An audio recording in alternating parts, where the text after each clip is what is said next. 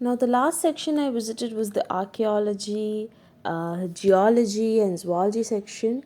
But by the time I started walking inside the archaeology section, I was very tired. Um, I I couldn't take everything in detail, but yes, I did my level best. Most of them were stone carvings. I mean, as I entered, it was all filled with stone carvings. These are stone sculptures from different ages. This archaeological section is concerned by the preservation and display of various sculptures of the historic period of South India. Now, it consists of sculptures, archaeology, architectural pieces, metal and stone inscriptions, which have a bearing on the past history and social life of the people of the part of India. This particular section is the stone sculptures section. They fall into two broad groups, namely the early Buddhist, then Jain and Hindu sculptures.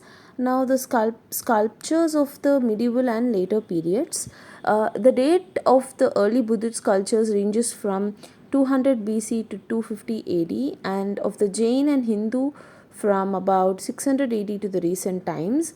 Now, when I was having a conversation with one of my archaeologist friend, he said that the way they identify the age of a particular sculpture is based on the materials and styles it has been made. So every period, every kingdom has a unique style of carving, and they use a particular set of materials. So by having an examination of now, these are some inscriptions on stone carvings. So, this is these inscriptions are stones carved from different ages and different periods. So it's from the Chola age, from the Chola kingdoms, from the Pallavas, from the Cheras, etc. And this particular one is Ashokan plaster cast. Now, we can see Grantha scripts on these stone sculptures, and then we can also see Brahmi scripts on these stone sculptures. Now we are coming to the part where there are other inscriptions. We can also see copper plate inscriptions in this section. Copper plate inscriptions numbering over 200 have been published in the form of a catalog. These inscriptions are mostly records of grants of villages or plots of cultivable lands to private individuals or public institutions by the members of different royal dynasties that ruled over South India. The grant range is in date from the 3rd century AD to recent times. So, a large number of them belong to the Chalukyas, the Cholas, and the Vijayanagara kings.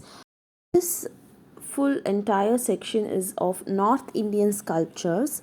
Now, we saw South Indian sculptures in the beginning of the video, and now these are North Indian sculptures. They have been divided according to the dynasty. So, like Western Chalukyan dynasty, then there is a modern period, then there is Vijayanagara dynasty, etc.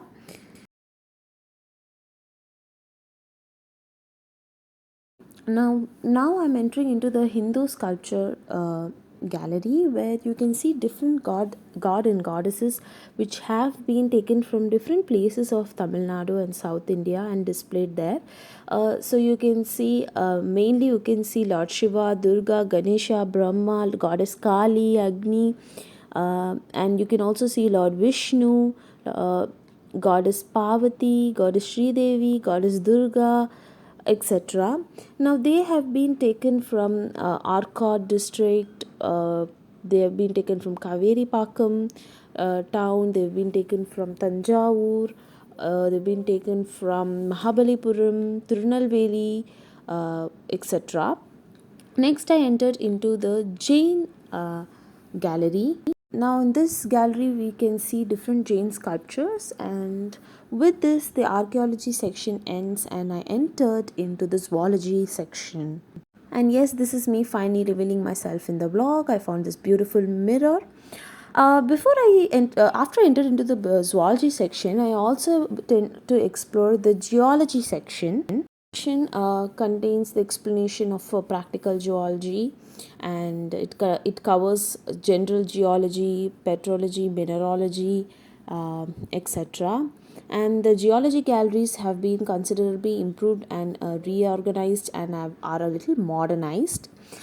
Then later again, I was exploring the zoology section with beautiful birds around us, but then I entered this creepy zone where it is filled with snakes, and I couldn't stand there even for like a minute. I kept on moving, but just I really wanted to cover everything there, but it was a little crowded with all children filled there, because it was really really fascinating to see all kinds of birds, all kinds of animals, mammals, snakes, amphibians, etc. As I said, this section was super crowded and all the kids were shouting and running around, and I couldn't vlog much.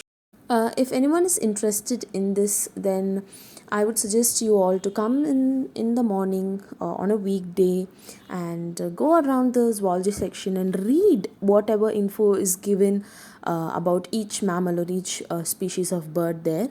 So there's also a lot of sections which I didn't explore in this zoology section because I was super scared. I came alone, I got really tired, and I wanted to leave the place immediately. So then later I started walking out and I reached the entrance. At the entrance, there was a model of the government museum. I took a shot of that and I came out. And I stopped at the oven parlor for a cup of coffee. I was super tired and I was running out of water, so I drank water and drank my cup of coffee. And I also wanted to say that if you're going to shoot inside the museum, you need to get a camera pass, and the cost of the pass is 200 rupees. So yeah, it's time to say goodbye to the museum, and then I started walking towards the Cotton Street in Pantheon Road. Yes, I would really suggest everyone those who come to this museum to visit Pantheon Road, Cotton Street, if you want good cotton materials and tops for cheap, and help these vendors. The shopkeeper was telling me how this road used to be super busy, but now it is not that busy and they couldn't earn much. So yeah, ending this vlog of Government Museum in a positive note. Thank you. Bye.